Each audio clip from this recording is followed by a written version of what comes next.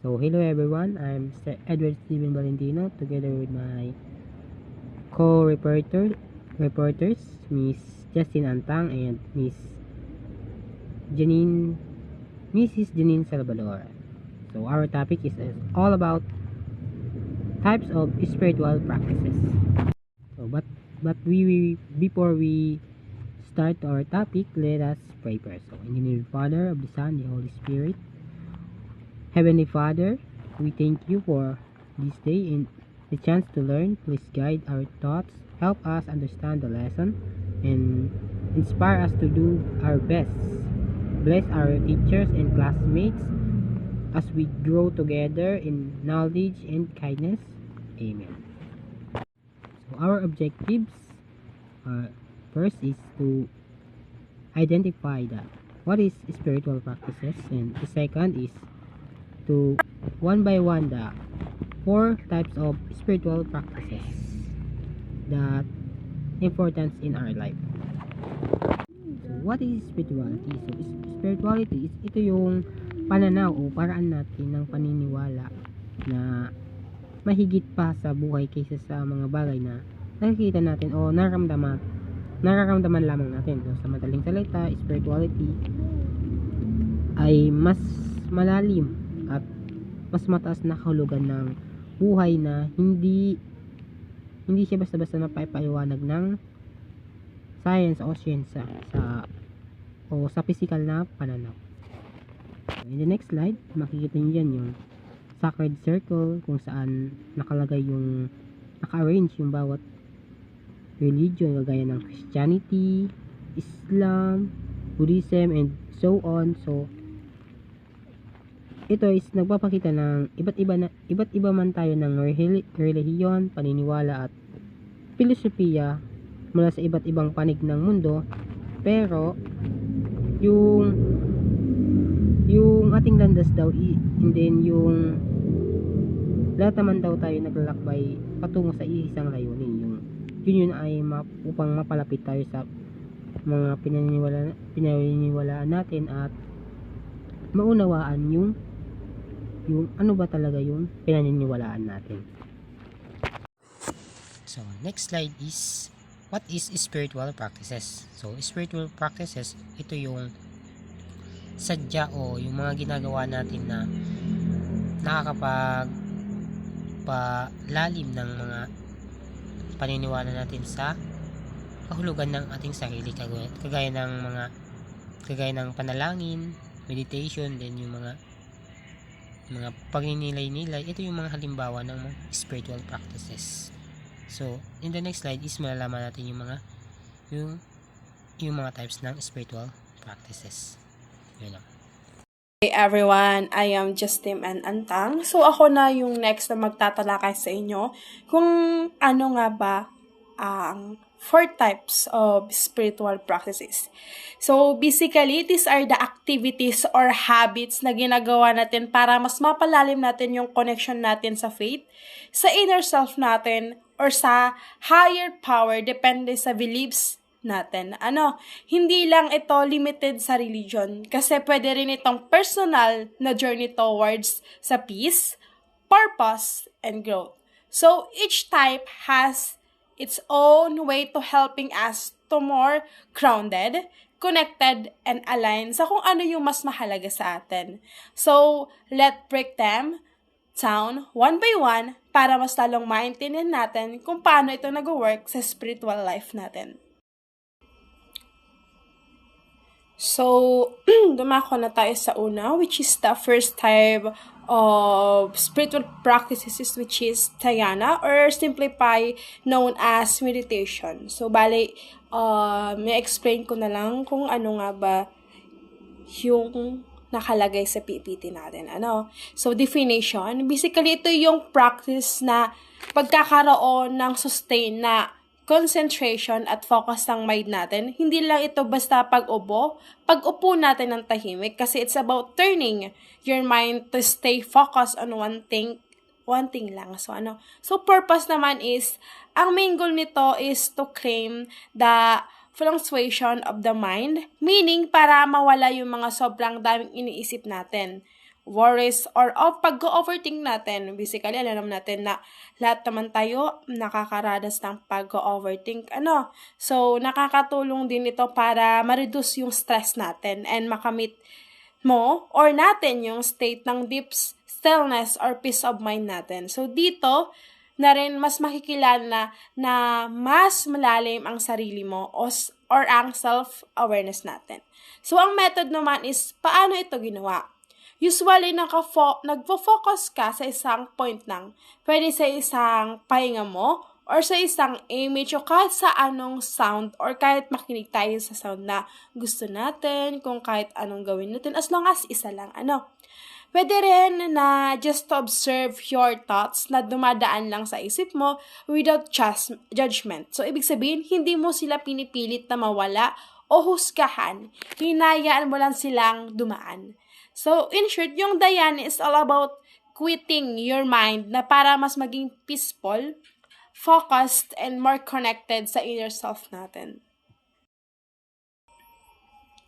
So, dumako naman tayo sa number 2, which is the japa or repetition of the mantra. So, yung definition nito is japa is equally the rhythmic repetition ng isang mantra, screen sound, or divine name. Parang paulit-ulit natin na binibigkas o iniisip ang isang word or sound na deep yung spiritual meaning.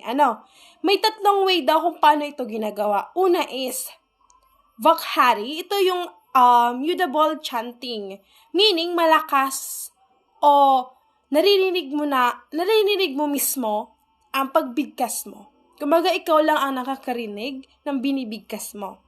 Yung pangalawa naman is Yupamamshu. Rather. Ito naman ay whispering lang.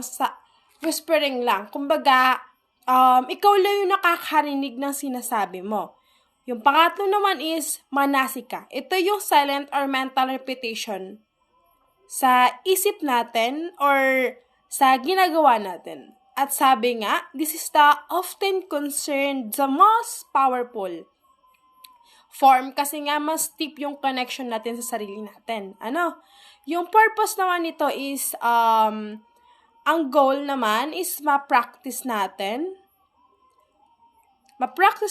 to is to steady your mind para mawala yung screen thoughts natin, para tulong din ito. And I mean nakakatulong din ito para ma-build yung definition natin at mag-focus tayo ng maayos yung internal energy natin o lakas toward the spirituality.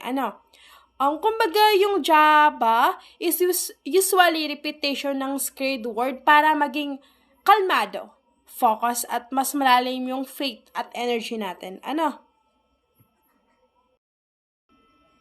So, dumako naman tayo sa 3 types ng spiritual practices, which is the pratana or what we commonly known as prayer. Lahat naman tayo siguro nagpe-pray, depende lang or iba-iba lang yung way natin kung paano tayo mag-pray, syempre. So, yung definition is simple terms into yung heartfelt communication or conversation natin towards the divine, God, or higher power na pinaniwalaan natin. It's like thinking sincerely, pwede itong maging request, sharing, or opening up natin sa puso at isip natin. Which is kapag may problema tayo, kapag may pinagdadaanan tayo, which is lagi tayong magpe-pray. Kumbaga, kapag nagpe-pray tayo, doon lang natin mas lalong nagiging kalmado. And then, naghihingi tayo ng guidance kay God. Yung purpose naman nito is, syempre marami itong purpose. Una na lang is the way yung sharing your devotion or love and respect natin kay God. Pangalawa naman is pwede rin itong pwede natin gamitin para magpasalamat or mag-express ng gratitude sa lahat ng blessing na natanggap natin. At syempre pwede ka rin humingi ng guidance, strength, or help kapag kailangan mo. Ay na nga sabi ko nung una, kapag may problema tayo, kailangan natin mag-pray. Kailangan humingi tayo ng guidance, support, para lang mas lalong mapalakas natin at alampasan yung problema na kinakaharap natin. And I know lahat tayo may problema. Then, always tayo magpa-pray. I know.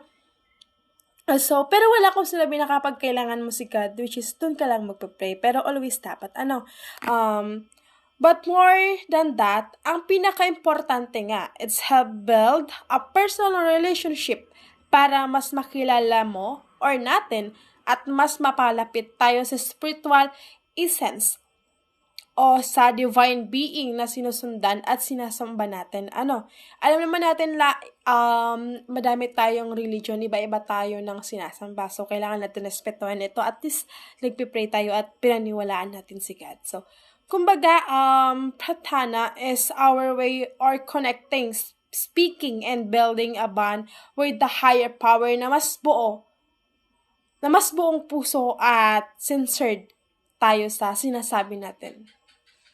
Yun lang. Good day everyone, ako po si Janine Salvadora at ngayon naman po pag-usapan natin ang tungkol sa puja. Ang puja ay isang uri ng pagsamba na ginagawa sa pamamagitan ng mga ritual. Kasama po dito ang pag-alay ng bulaklak, insenso, pagkain o tubig po, at pagbigkas ng mga panalangin. Hindi lang ito simpleng pagdarasal kundi isang paraan ng pagpapakita ng respeto at devotion sa Diyos po. Gamit ang mga actions. Ang purpose ng puja ay ipakita ang ating faith sa pamamagitan ng physical na gawain. Ibig sabihin, hindi lamang po natin iniisip o sinasabi ang panalangin, kundi ginagawa natin ito. Nakakatulong din po ang puja para madisiplina ang ating katawan at isipan. Dahil sa mga ritual, natututo tayong maging focus, calm, and mindful. Bukod dito, nagbibigay rin ito ng sense of pagiging sagrado po natin sa ating pag-araw-araw na buhay. Parang napapaalala tayo na may mas mataas na bagay na dapat nating pahalagahan.